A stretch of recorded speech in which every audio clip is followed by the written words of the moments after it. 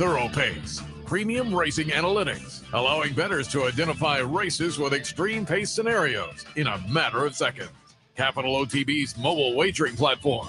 Bet any place, anytime with Capital OTB's mobile wagering platform. And CapitalOTBBet.com, the premier wagering site in New York State.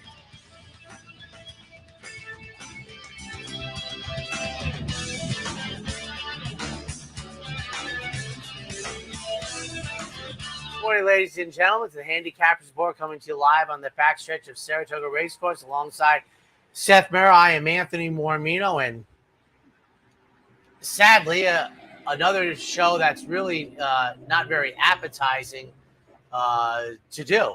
And I don't pick too many Travers winners through the course of history, but I've loved a couple horses at this meet, and I loved Arcangelo yesterday. So congratulations to the connections, but obviously just it's awfully you have a horse on the front end going to win a incredibly prestigious race within feet, and tragedy strikes once again, and it's indescribable. The Alan Jerkins yesterday, and I feel sorry for the Gunite people who finally, I think they had a racetrack that helped them. I feel very sorry for Echo Zulu, who was dynamic once again. I feel sorry a little bit for Arcangelo, although I think they'll get their just desserts. And if you're watching the Fox broadcast, I really feel sorry for Bolshoi Ballet, who the chicklets and the horse was never on the screen. I thought the horse had scratched. And this is where I think for newcomers, they must see those chicklets and the numbers and be like, well, the horse has number 3 on it, and he's nowhere on the board. And I'm watching it as a veteran going, is he running for purse only and I missed something? But Bolshoi Ballet was not in the sword dancer, according to television, which I don't think that's in the good category. That he wins by daylight, and he's winning, and it's still not number 3 Bolshoi Ballet. Yeah, What is this? I think that's a technology thing where if you watch the chicklets, sometimes they don't appear, sometimes they're in the wrong spot. I just think the technology. They had that guy on the other day with the little thing talking about timing and everything. Can we get these on the horses? I was just like, now you remember years ago when they used to have the numbers? That never happened then. Bolshoi Ballet would have been in there. Yeah. We've regressed. We can't time races. But it would not necessarily have matched up to where he was then either, because it only updated every, poll there. They'd have had him at the 3/8 poll. I think I much prefer where we are now, but there is always going to be, technical glitches like that. So, but yeah, it was an unfortunate day. I mean, it's just the meet's just been a little bit snake bitten. There's no question about it. And yesterday, again, the wind kind of came out of the place with the situation with New York Thunder. So, it's part of the game. People say, oh, you can't say it's part of the game. It is. I mean, there are unfortunate parts about every aspect of life. What we have to do and what we are doing and striving to do is improve things for the health and safety of the horses and the humans. And I think we're moving in that direction. I think this, to me, is a statistical anomaly because it's been different surfaces, different places. But they are looking and doing what they can and responding to it. And, hopefully things progress nicely from here. But again, it was another unfortunate situation yesterday that, as you noted, overshadowed as well some really nice performances. And in case you're wondering, yes, ESPN.com did have horse racing on their bullet points. They didn't have to lead with Coach Parcells, but it seems as if, I don't know, mass media. I look at ESPN.com every day, and horse racing is never there. But it was for Coach Parcells, and it was for yesterday's situation. And there was talk of canceling today's racing, I guess. But as far as I know, races 1 and 11, thank you, Mr. Mark Henning, had that out, are off the turf being run at the same distance. As Seth pointed out about 5 racing days ago, that 1 mile shoot is getting worn out, folks. It's going to be the most popular distance when the day is done. But 1 and 11, there are 11 races today. It is a 1:10 post time. And this is the, part of the meet. It's after Travers, the locals and everything. I've always enjoyed it. It's another cool morning out here at once again. I haven't seen leaves turning. Have you seen any leaves No, turning? no. That's surprising because usually by about now up the northway, I see little patches of it. So that has actually held off as we are on August 27th. And Mr. Seth gave the good guys a 2-game lead. Separation. I didn't pick Yes, up the winner. paper. Yes, we are. I think, and I only bring it up this. I mean, it's been an incredible year, but it's been like a 1-game lead or a tie for about 20 racing days.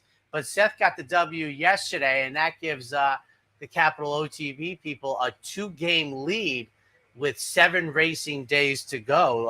And I just went out because there haven't been too many 2-game leads in really since about day 5 or 6 when Tom Jr. got off to a nice start. Yeah, like I and said. had can only imagine. I did not pick up the paper yesterday, but you won. I'm kind of They're off to surprised win. because it was an okay day. It wasn't a great day though, and it was a day where I thought I tie at best. Well, 3 still beats 2. So. Yeah, no, and I'm surprised somebody had 2, and I was able to take because I think it was a day where you could have easily had more than I had, but they didn't. Yeah, no. You won. All right, let's talk about some of the ones that we're obviously not going to discuss the Allen Jerkins, which is well, actually, I want to. New York Thunder was great. I mean, he ran them off their feet with he just fly swatted them. And once again, they didn't have the winner's circle thing, which is appropriate, but he was great and he backhanded the Allen Jerkins, and that's he was great. He lived up to the billing. He was running easily, and he was going to be an easy winner. Gunite, who I think we both liked very much. I think he had an edge on the racetrack, and I think he used it. I think the 6 pounds, but I still felt good that Gunite beat him. The trifecta came back. I kid you not, Seth, with High Oak running third, who I like. And I still talk in $2 increments. I think it came back about $13. Yeah. So I can't imagine what it would have been with Elite Power on top. But Gunite, I think he had an edge. He used it. I think Tyler was brilliant with him. He made him take the inside. He kind of made it probably unappetizing the last 50 yards. We'll see going forward. And Seth, I'm just really starting to want to like Echo Zulu. I got to think she's going directly to the Breeders' Cup. I mean, I can't imagine what buyer she got yesterday. Hello. This has been great the last week for us, at least. Had to get at least a 104, 106. I mean, it was tremendous. I'll see if I can pull it up here. And after 2 career-defining efforts in a row, I think she waits. Gunite and Elite Power, I could see them waiting also after their couple of battles here. I mean, maybe I'm wrong. Verstappen, who I liked, was scratched. And I think it was because of the other situation of a horse dying on the racetrack. And because I was scratching my head, I think it was about 3:00 when he scratched. I was like, okay. But Bolshoi Ballet made it look too easy. Stone Age was awful, but Bolshoi Ballet was terrific. Echo Zulu 112. So she backs up the 114 with a 112, and then a 105 for Arcangelo. So I am working up to the Breeders' Cup after those 2 performances. If I'm Echo Zulu, well, Arcangelo, and given the way they go, it wouldn't surprise me. I mean, in the post-race press conference, Jenna Antonucci though was asked, what's, and she said, "We're just going to kind of savor today before we decide." Now, let me ask you. I apologize. Who did you pick in the race? It doesn't. I picked Maze, who was okay. It was terrible. Oof, yeah. Now here's a question. And my thing was against the. I thought the layoff. I'm a little bit concerned. The layoff did not. I loved it. Let me ask you that, since you didn't like him, what did you think of the performance? Oh, it's fabulous. I think great. Yeah. I think he's 3-year-old leader. At this I've loved 3 horses at the meet so far. Carl Spackler, Arcangelo yesterday. And even though there was going to be about 3 horses at about the same price, I had no doubts about the layoff. We were doing it yesterday. I talked about Birdstone. I think this horse is even better than Birdstone. I think she's handled him magnificently. I thought he was a winner from the half-mile pole. I wasn't worried about Forte at all, who I thought was the second least good performance of the day behind Mage.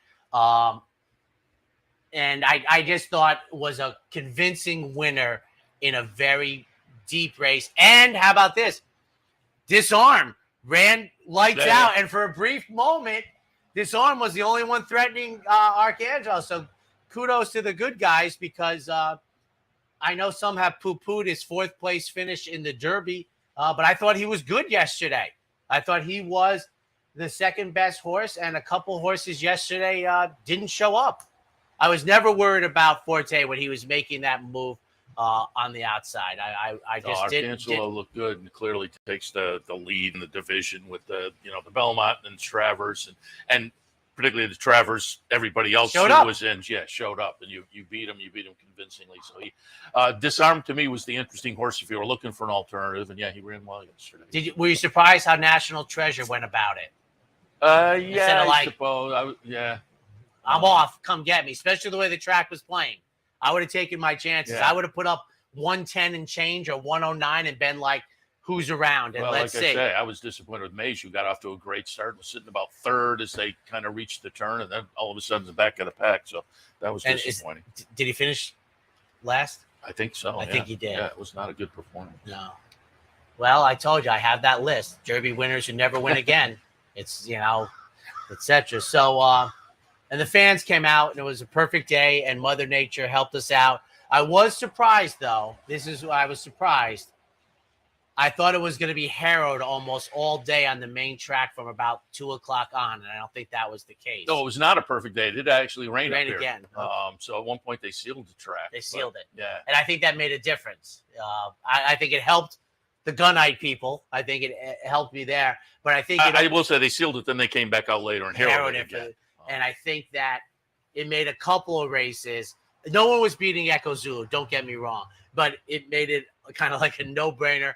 And in the Allen Jerkins, it made it easier.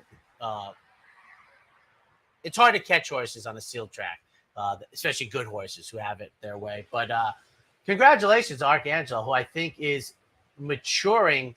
And I said that the one thing that I liked about the layoff, Seth, is the 12 furlongs of the Belmont. I'd like to see how many horses have won that and don't get an L in their next race. I think she avoided getting an L because you're going to have to drop back to 9 furlongs to prep under most circumstances, and you're going to get an L. Whereas she skipped that, and she's like, now I got 4 more weeks, and I only got to drop back to 10. And, I also thought it was a similar race. His performance was a similar race. Sat the trip and was the best from the 3/8 pole home. We should also note Javier Castellano, 7th Travers, and the next closest was 4. I mean, he's just – and it was intriguing to hear him in the post-race press conference talking about, it's great to come back and having a great season now and to win the Travers. And he said, and I didn't remember it, but obviously he would. He said, last year – I was in Monmouth because I couldn't get a mount not only in the Travers last year, but on the entire Saratoga card. So I went down to Monmouth. And 2 years ago, he said I had 1 mount on the Travers card in a maiden special race. So how things have come back for Javier Castellano. I had him buried on our Derby show when we did it, but he's turned the clock back successfully to 2011. And I said it on our Derby show. He's one of the nicest people on earth, and I couldn't be happier for him. But one thing I do like about the stat of the 7, unlike career victories up here, which is a goofy one until you give the context of how many mounts, because it's different. They only run the Travers once a year. So if you've won 7, now you might want to say he's ridden in 21, but they only run it once a year. They haven't expanded. There's not 3 Travers every year. So now what is interesting is if you look up those horses, except for Bernardini, not too many W's after it. A lot of Keen Ice, I think, was like 1 for 15 after he beat American Pharaoh. But congratulations. I mean, Jenna, it was the best horse yesterday. And I think it's safe to say the best field showed up, and she whooped them. Yeah, and kudos to them. That's everybody could ask for this year, certainly. Yes. Maybe reincarnate out in California, who chose not to come. But I think that indicated Baffert thought he had the bullet he needed up here. So, but the way he ran indicated that didn't jive. Like, just go. Anything else? Because you were here in a bound and you went out. You didn't go out. You played it safe. Yeah. Because I've been out the night before, so I was ready. Yeah. It was a long day yesterday, but there was definitely a very, very good crowd here. And again, for most of the day, the weather was fine, but it showered and it came down pretty good for a few minutes, just a few minutes. But most of the day was very, very nice. Big crowd up here. So it was a Travers Day that people were waiting for, and they showed up for. Yeah, it's a great event, and unfortunately, tinge of great sadness in what was going to be, just like Maple Leaf Mel, a performance that we weren't going to forget. Yeah. I mean, his Alan Jerkins was going to be one of the 2 or 3 best, and there have been some doozies, but New York Thunder had crushed them, and then sadness. And I feel bad for the group that inherited the win, because they are small, out of town, shipped in from Canterbury, and they were kind of like, how do you celebrate that guy? And there was obviously no winner's circle situation, so it was a tough situation for that group as well. Being a little almost, it's an impossible situation. You're just like, you can't say it. You just gotta, their second place probably would have been a highlight for them, that they could have celebrated, would have got some publicity, and then it all goes away. You want to do the promos first, or we want to do the double promotion today at the Clubhouse Racebook, match bet and exacta board. So if you go down there, the most important one. Well, I'm going to get to the double promotion at the Racebook. Over here, low rollers. Don't forget Thursdays and Sundays, low rollers, and we'll be shooting for the show pool. So I believe the team has been selected. People I would assume have already been notified. I will, after scratches and changes, come down with my 5 plays today. I put them up on the website, get them to the marketing guys. They get them out to the team members, so everybody. You put them up as they go along, right? I put up pick and pray. Yeah, because that way everybody can kind of follow along. So it's I know how all hard 5 it is, go out early. So if you want to go to the website, you can check that out. It is not easy, and it's not easy if you had a summer of clear, fast, and firm. It's not easy, and trust me, we have clearly not had last week. 4, but I lost in the middle of the sequence, so which is, as you kind of said, maybe a little bit better than doing it on race number 5. But we'll see what we can do today for the show pool team. So good luck to everybody and me. Now, is this a Steve Bick live, loose on the lead play of the day, DePaula play of the day? Oh, no, they've gotten it. Yeah, because I saw it yesterday in the email. So no, anyone want to help me out? It's not live today. Look, there's no rules here. It's just right. So apparently we have the DePaula Chevrolet play of the day, not live today, plausibly live with Steve Bick. When you think trucks, think DePaula. Then come join the family for value. Just visit, call, or click. This week's Chevy Silverado is just $539 a month with 0 due at inception. Yes, 0 down. So come join the family and think DePaula for all your automotive needs.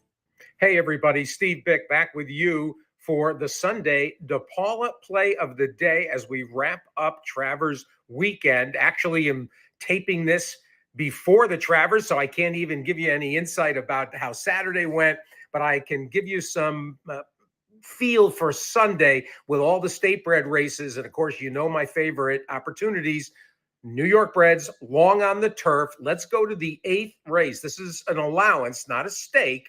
And one of our old friends, Sonic Speed, the 5-year-old McLean's Music gelding for Tom Morley, is in a good spot here, is going to get Trevor McCarthy back, who won with him 2 starts ago downstate, has fared well against Open Company, and now comes back to see his New York bred friends. He's 6-1, and Sonic Speed is your DePaula play of the day for Sunday. Let's go strong to the end of the meet. We've got 3 more opportunities after this, maybe 4. 4. We've got Wednesday, Thursday, Sunday, and Labor Day. So let's finish with a flourish. Thanks, everybody. Good luck. When you think trucks, think DePaula. The all-new 2024 Chevy Trax is here. Bigger, roomier, seats 5, and lots of technology. And just $449 a month, 0 down. So come join the family and think DePaula for all your automotive needs.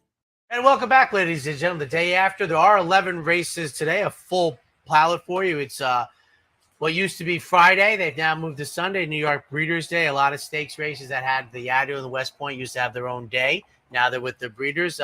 1 and 11 are off the turf. First race will be run at 5.5 furlongs on the dirt. State breds, 2-year-olds, fillies, maiden special weights. And again, I've talked about these kind of races throughout the season. There's not enough to go on to really parse things out. Now, do you go with the MTOs?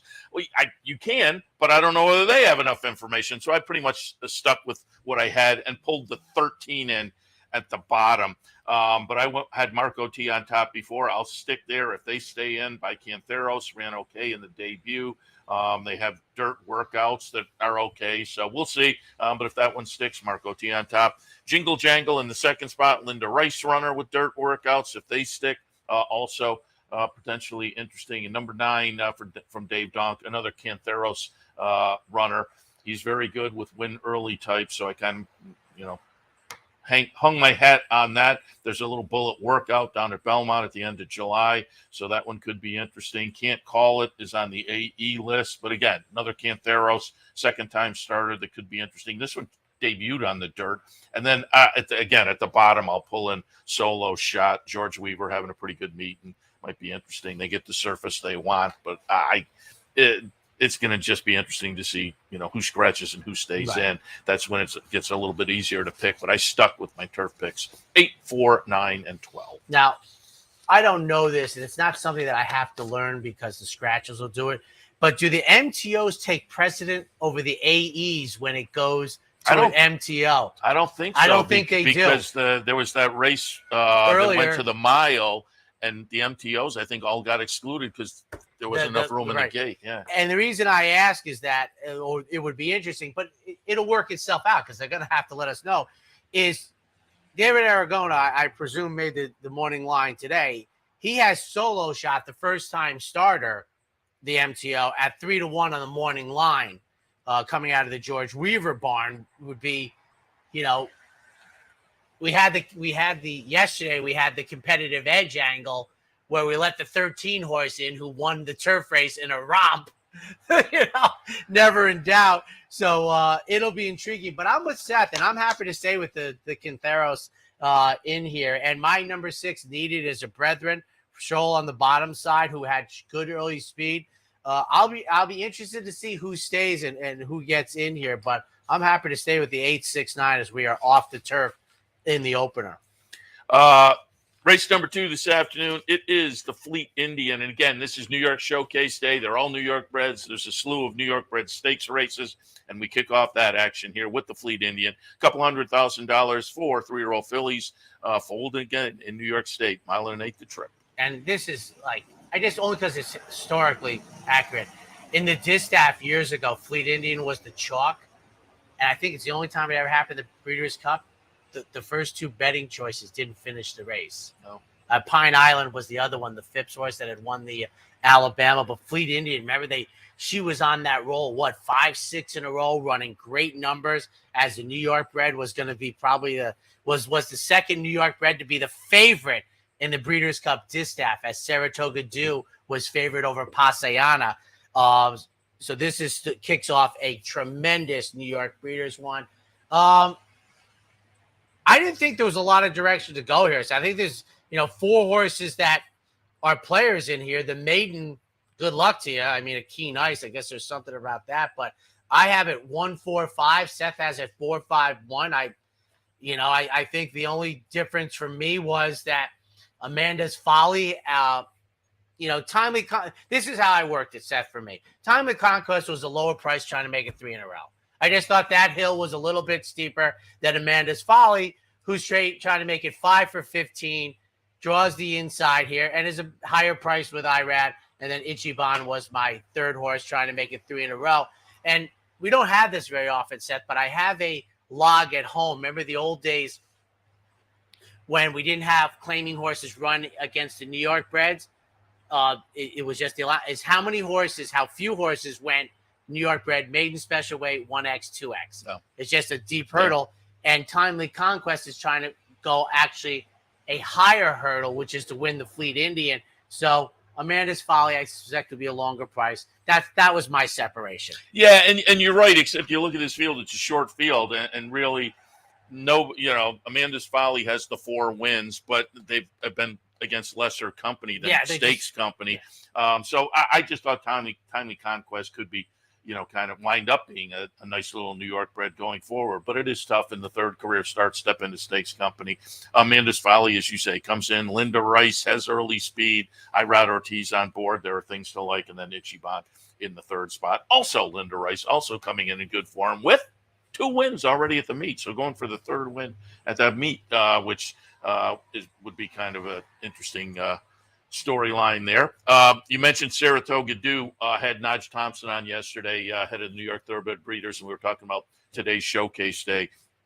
Worth noting that during the day they will kind of honor a series of New York breds. They started doing that last year. Last year's crop included Tisdalaw, Funny Side.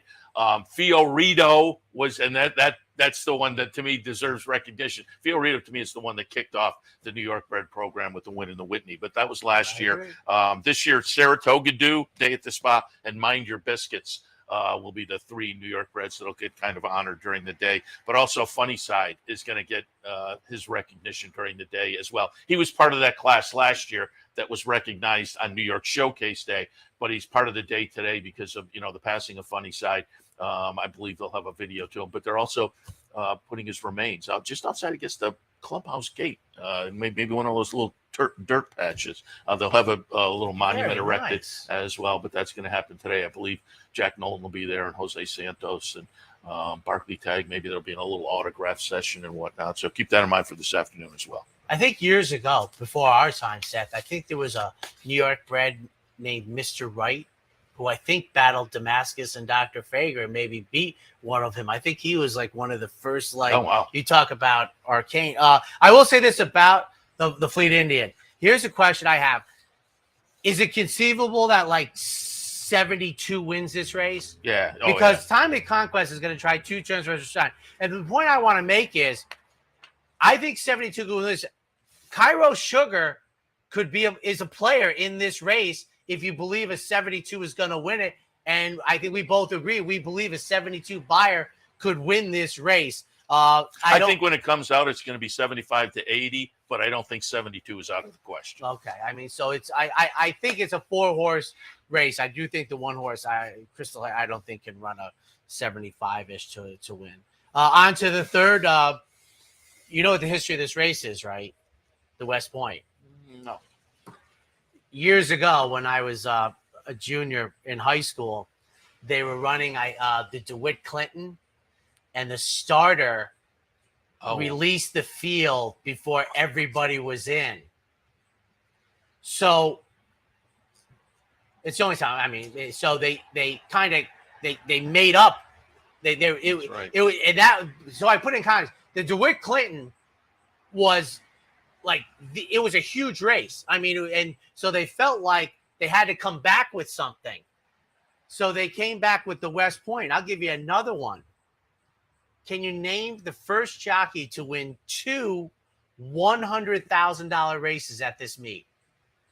And remember, the Whitney wasn't $100,000 for a long time. No shot. Frank Lovato Jr., who won the DeWitt Clinton and the first running of the West Point. But the West Point was, they got together, and in those days, horses ran back, so it wasn't a problem. Yeah. They came back, and Frank Lovato won both the DeWitt Clinton and the inaugural running of the West Point, which is now a mile and a 16th. And I think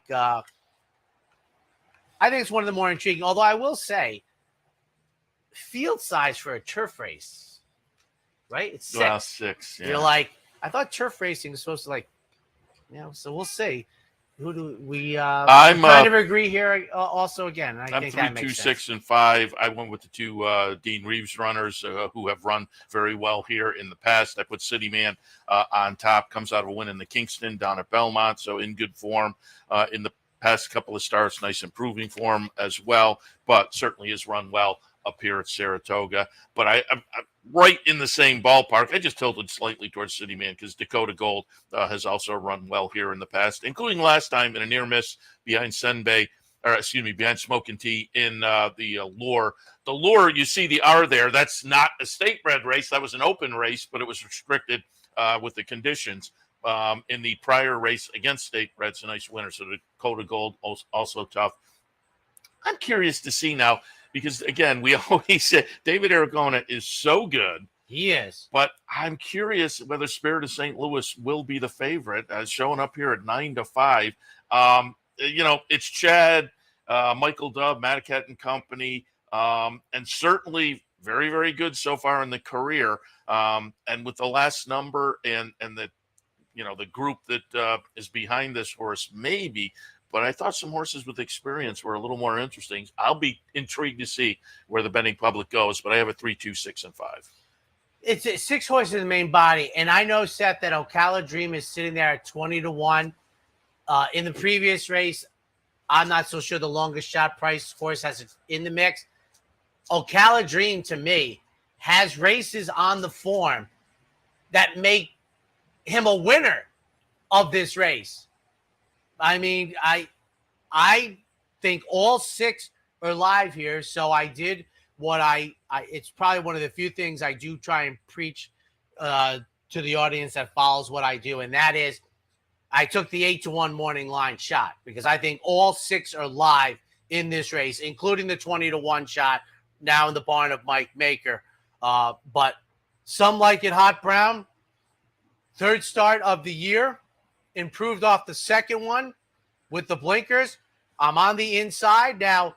You saw it was kind of odd, like they dropped the rails, and that is important stuff to me. And trust me, Javier Castellano understands that. I think the race is 6 deep, so I took the 8-1 shot. Spirit of St. Louis and City Man, Dakota Gold, Jerry the Nipper. They're all in it to me. This is an outstanding. It's a short field, but it is a very competitive race. All right, dark horse play of the day, and I'll go back to yesterday.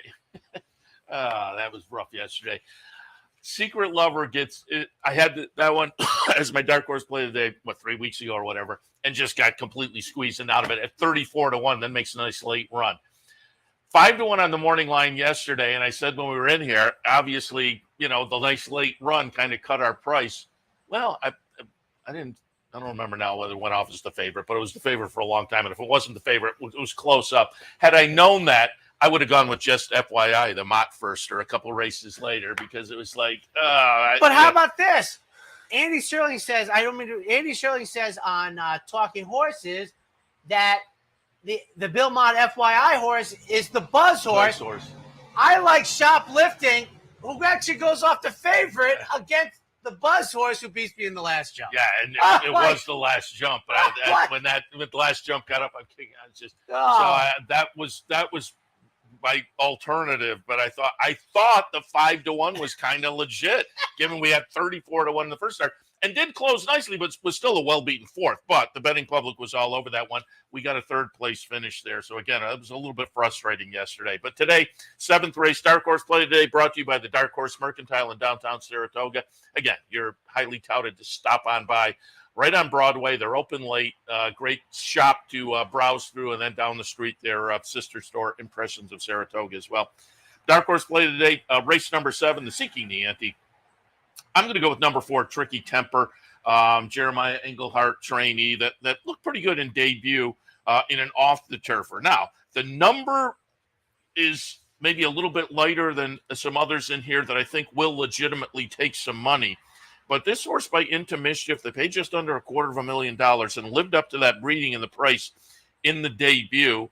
And again, it was the debut effort. I could see this horse stepping forward nicely, had some trouble in that one, but still won. And so that made bode well for a little bit of improvement also. And probably, again, does have to improve a little bit, but not a whole lot. And I think off the debut with the breeding and the situation in here, we'll get a little bit of value. And so for me, the dark horse play of the day today, race number 7, horse number 4, Tricky Temper.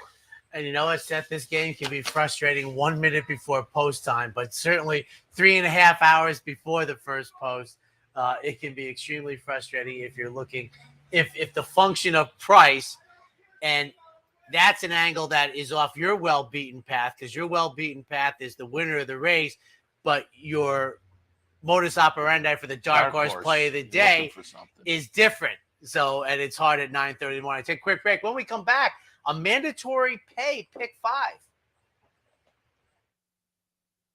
It only takes one upset to make history, and now you can be part of Saratoga's long tradition at the Dark Horse Mercantile.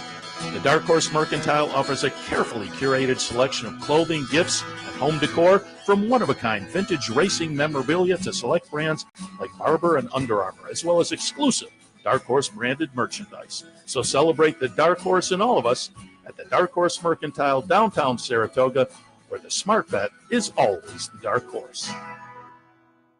For more than 4 generations, Bruce Cerrone and his family have continued the 101-year tradition of delighting their local following and faithful summer crowd with the finest authentic Italian recipes. Classic Italian dishes made with the freshest ingredients, served in a home-like setting. Some things have changed in the last 101 years, but not Pinnell's commitment to the finest in Italian cuisine. Pinnell's Italian Restaurant, a Saratoga tradition since 1922. 284 Jefferson Street, just minutes from the track.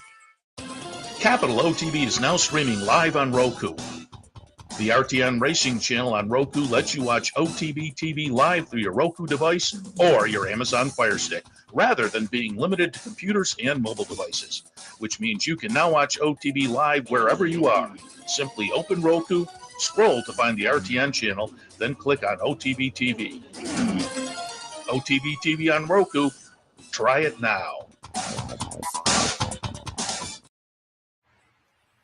Welcome back to Handicappers Report on this Sunday morning, New York Showcase Day, and we come back with another New York bred named stakes race, and one of the more notable New York breds is Funny Side. As I say, there'll be a little ceremony today as his remains will be interred here at Saratoga. The Funny Side, $200,000 for 2-year-olds going 3/4 of a mile.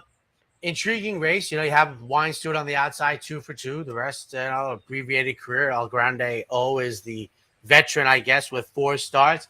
One of my favorite picks of the day isn't even on Seth's board in a 6-horse field. I am 3, 6, and 5, and works for me. I like the first 2 starts, and the layoff from June. There's really no place to go. I mean, I should say that there's very limited places to go, and there's no place to go, I think I'm right, if you're saying in the New York bred program. I mean, you can find open 2-year-old races, but listen, time between races, you grow, but boy, the bullet on August 21st, and I don't talk about workouts very often, but I use it as like you're in a good spot, you're maintaining. So off of the June 23rd maiden victory, I'm taking Works for Fun with Javier Castellano.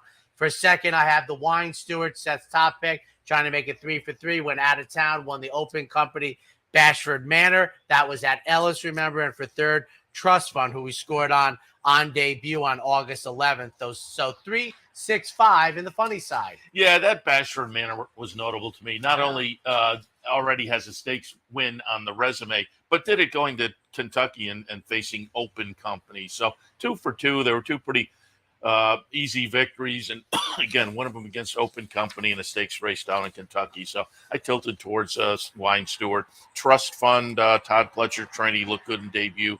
I will not be at all shocked if that horse is right in the thick of things here. And what you're talking about from Wesley Ward, same scenario, looked pretty good in debut. Will not be shocked. And I'm not shocked if you're a horse. I put that one down the 4th spot, and that bullet workout does kind of jump out and is notable. It's going to be kind of an intriguing race. I think Wine Stewart with the Open Company victory to me has a little bit of an edge, but otherwise it's kind of open. And I don't think that edge is enough that I'm discounting any of those other ones as well. 6, 5, 4, and 3. 5th race is the Phillies' turn on the turf. The Yaddo at a mile and a 16. I think that's where the tree fell the other day when we had the power outage. That's what they say. This one has a field of 8 entered. 8, 1, 5, and 3 for me. What Love looks like on top here at Saratoga. 5 starts, 5 exacta finishes. Comes in with a 3-race win streak. Has won 4 of the last 6. The latest victory was a win right up here for Todd Pletcher and company. And so this one in good form, likes the track. I'll go right back there. Spongy in the 2nd spot. Bill Montraini hasn't been seen since last December. That was a dirt try. Ran an okay third in a state-bred stake behind Venti Valentine, but certainly the turf races are much better. So I appreciate the return to turf.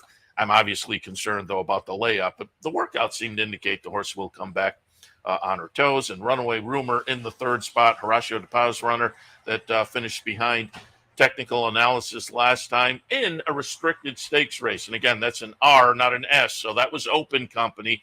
Prior to that was in some state-bred stakes and running very well and competitively. And I think he'll be in the mix again today. In the fifth at Saratoga, 8-1, 5-3. You know, and I think that is important because we understand that Saratoga has so many fans, you know, that don't follow daily. The Della Rose, you know, we've said it. They have the conditions indicate it'll have to stay a restricted stakes race, but it's a grade 2 sometimes, and that's just something that I hope we're able to, you know, make the point of that. You know, it's factually true, but you know, you got to add some old thing. I did the same thing as I did for the West Point. I think this is highly contentious. I don't even have the morning line favorite in the mix, but she's fourth, but she's dancing. Runaway Rumor. I did put Golden Rocket. Really was my choice at a price over what Love looks like taking a shot. But I thought this race was wide open. And one thing about Spongy, you're worried. I think your handicapping worries are good, but the Bill Mott barn kind of like at this time kind of takes a rag to the whiteboard and says maybe not applicable today. So Spongy worries me from the rail, but I'm 2-5-6 just taking a race that I think that's 5 or 6 deep. I mean, it's probably 8 deep because I have one of the outsiders in my top 3. So Christophe Clement sends out New Giant, and I think going back 2 races, they stayed in the off the turf race, and I think that's a good bridge. Like, here's a question I'd like to ask. So you run on June 25th and you win down at Belmont going 7/8, which is 1 turn. Do you stay in that off the turf race because you got to get to this spot? So to me, it's like that's almost like a workout. You know, I don't care that they ran 5th. They ran ambivalently. Yeah, you probably. It's like that seems if the like a trainer's logical analysis. Yeah, you know, we need one to I run gotta in the get auto. there. I got to get there. So my point is, for me, I think little to nothing of the running line to deter me from liking her. That's all that's about for me. And it's all, listen, Christophe Clement didn't call me up and say, you're right, Anthony, I need a bridge to get to the out. Runaway Rumor, my second pick coming out of the Della Rose, which is 7th place, is probably better than it looks in objective numbers at nearly 25-1. And then Golden Rocket, just to upset the 3rd start of the year. I like the pattern that I see. And, you know, if the race takes like an 85 to win, Golden Rocket would be lucky to finish 3rd. But if it takes like an 80 or a 79, I think I can run 3rd. But I think it's a deep race. 2-5-6.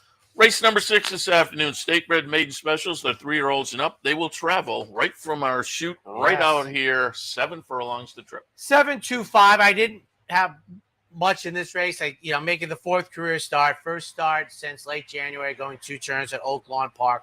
The offspring of Bolt D'Oro is my top pick. I thought maybe there'd be some moisture remaining in the racetrack. Clever Forever, the Deuce, making the 2nd start of the career. First one this year. And then 4 Noblest. So 7-2-4 in the 6th. I do like the name Barry Funny on the 1-horse. Rapoli, St. Elias, Dave Donk, by Practical Joke, out of Bear's Measure. Very funny. I like that. That's it. 7-2-8-4 for me. Rocket and Roll has started the career Keeneland last fall, and then a couple of starts this past season down at Oaklawn for Brad Cox, improving each start number-wise. But again, obviously, being at Keeneland and Oaklawn was against Open Company. Now comes to New York and off a little bit of a layoff. I could even see some improvement.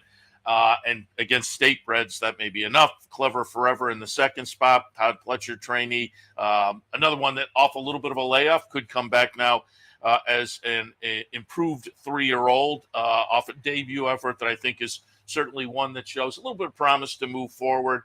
And then Pure Fire going out for our friends at West Point with some other folks in. Another one that is intriguing on the move from out of state. Spent the early part of the career in Southern California. Now they come east to try the State Breds this afternoon. That may be beneficial in the 6th. 7-2-8-4. And we'll take our next break. When we come back, the late pick 5.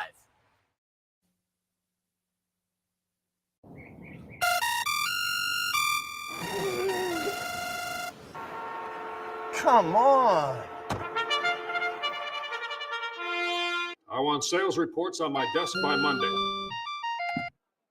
Whoops. My bad. Love racing? RTN brings you every live simulcast on your home television, plus live video streaming and race replays on your PC and mobile devices. To order, visit rtn.tv. RTN, a breed apart. A day at the track isn't complete without a night at the Horseshoe. Great food, hot music, and cold drinks. So why go downtown when all the action's just across from the track? The Horseshoe Inn at the corner of Nelson and Gridley. Birdstone is an outside front. They're coming down to the finish. Can Smarty Jones hold on? Here comes Birdstone. Birdstone surges past. Birdstone wins the Belmont Stakes. But here comes High Chaparral. High Chaparral, the defending champ, to take it to Bob Bob. These two arch rivals head to head with Joe Hart bearing down on them. It's going to be a 3-horse photo finish to the turn. Here's the wire. Photo finish. And welcome back, ladies and gentlemen. Race number 7 for the 2-year-old fillies. We had the funny side for the boys. I tell you, it's quite cool this morning, which is good when you're in a jacket and tie. Yeah, and I just noticed the fan is. Yeah, well, seeking the ante. That's for the mosquitoes. It was for the mosquitoes. They're seeking the ante. 4, 6, 5, and 2. Tricky Temper on top. Mentioned this one earlier as my dark horse play of the day. Again, off the turfer in the debut. It was a good effort. Probably number-wise has to move forward a little bit. I just don't think that's out of the question. There's some interesting breeding there. They paid under $250,000. I think Tricky Temper is live in here. Stella Maris in the second spot. Comes into this as a maiden, but a pretty good maiden try in the debut right here on August 13th, and I think is legitimate in here despite not having a win on the resume yet. I mean, look at that's what kind of a field it is. The rest of these only have one start and one win, so I don't think Stella Maris being a maiden is too far behind. And then Concerti in the third spot. Joe Sharp training, another one coming off a nice little debut victory and should be live. For me, 4, 6, 5, and 2. 5 of the 6 were 3-1 or less on debut, and I think they followed up here. I think if the buyer speed figures didn't exist in the old days, whenever they were, the maiden might be a price, but the 71 sticks out. The maiden is the morning line favorite. 6-2-1 for me. Everybody making their second start, but the offspring of Catalina Cruz or Stella Maris. That was a pretty nice debut to lose as the 9-5 favorite. 8th race this afternoon. Again, it's a New York bred day, and so these are state bred allowance runners, non-winners of 1, going 1 1/16 on the grass. And you know what surprised me, Seth? I talked about the West Point earlier, and it's very competitive. But here we have a field of 12 in an allowance race. I'm surprised nobody tried the stakes action. I think, what is it, $200,000? Yeah. I mean, I would just take a shot in here. I'm 7-1-9. We're completely all over. Indian Mischief, I thought on debut on the turf was in a very difficult position and found a way to get the victory. And that's a good sign for second.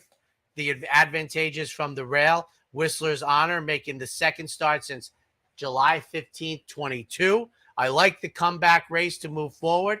And then one headlight for third. I think this is such a head-knocking allowance race.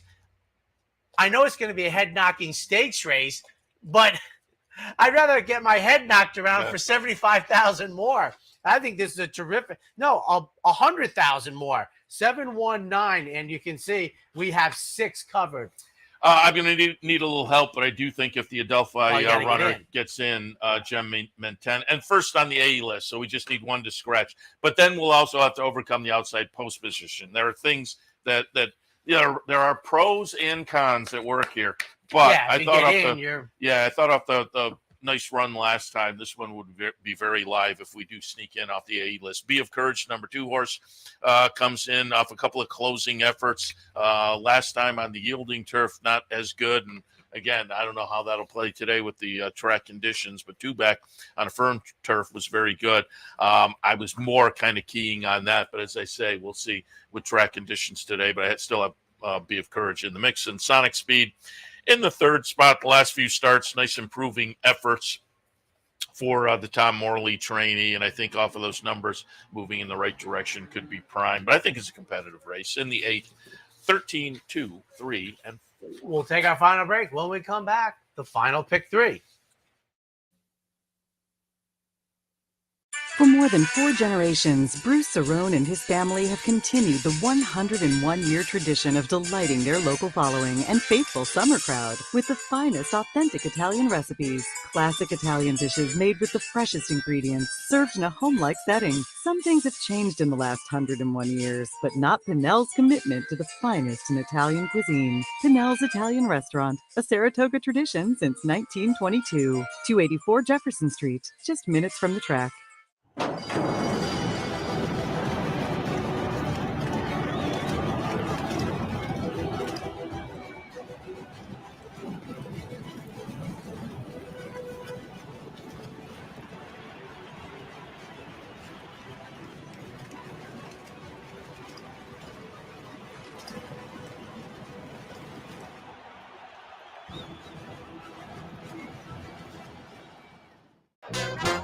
The only thing better than watching the races is watching your own racehorse. With nearly 20 years experience in the racing industry, Bonaventure Stables' share-based ownership program enables everyday fans to become part owner of a thoroughbred for far less than you might think, with all the ownership perks at Saratoga, Belmont, Aqueduct, and other great tracks. Experience the thrill and lifestyle of owning your own thoroughbred racehorse. Learn more at bonaventurestables.com.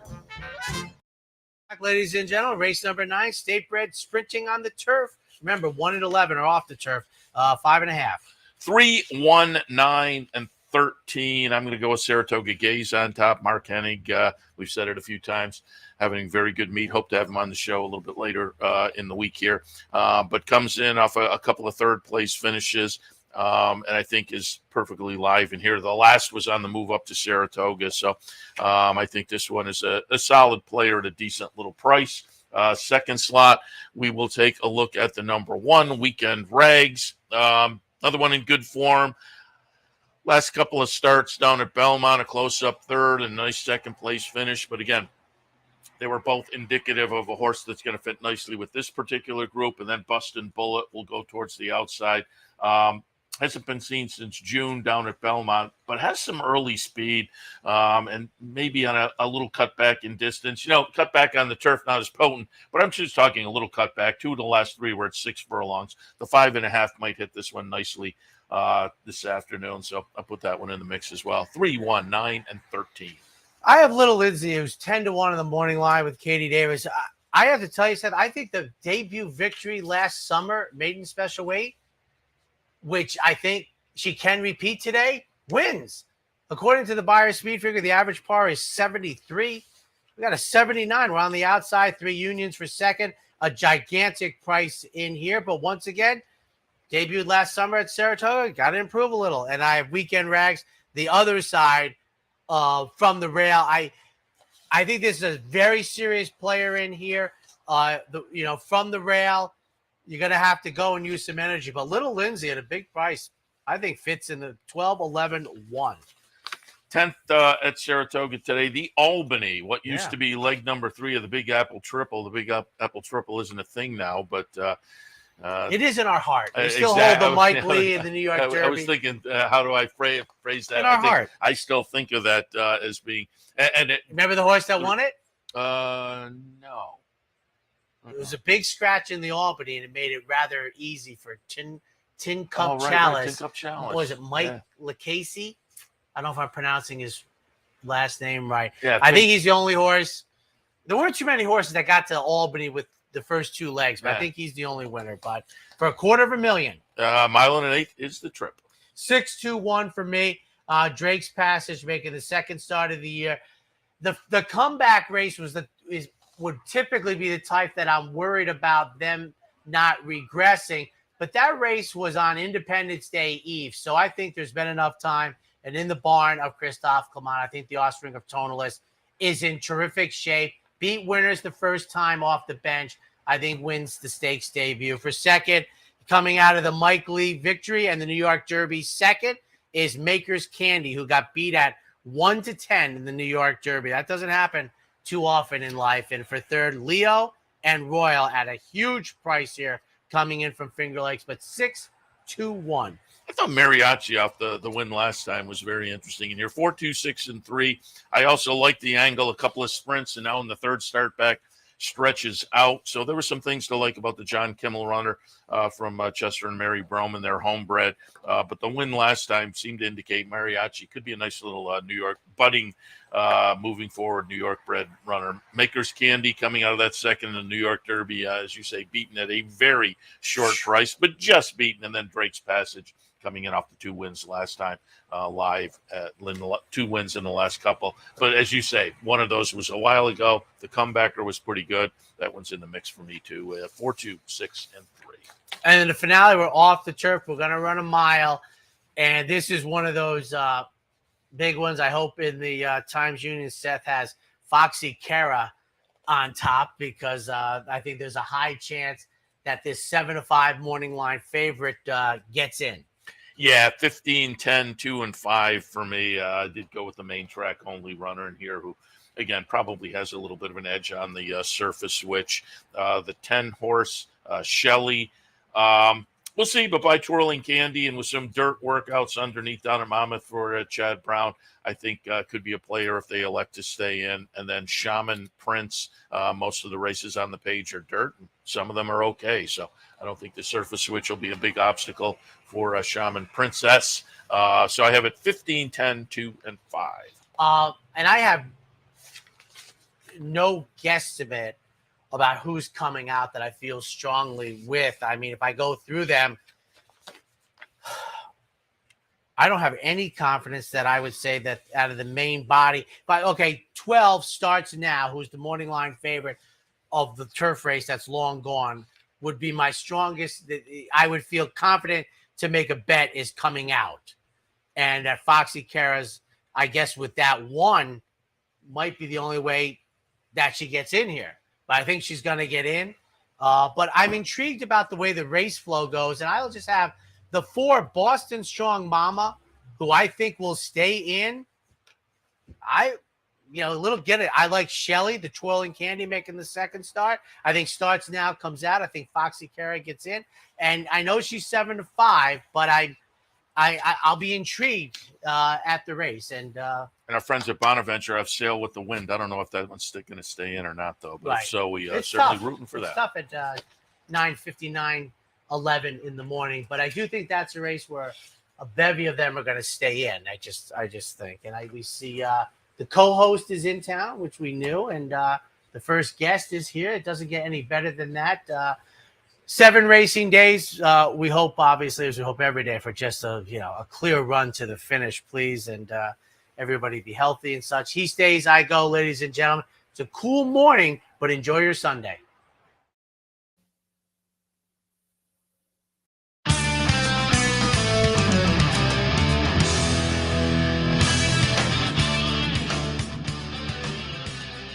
You've been watching the Handicappers Report. The Handicappers Report has been brought to you by Thorough Pace, Premium Racing Analytics, allowing bettors to identify races with extreme pace scenarios in a matter of seconds. Capital OTB's mobile wagering platform.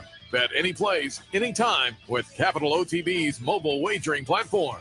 And CapitalOTBBet.com, the premier wagering site in New York State.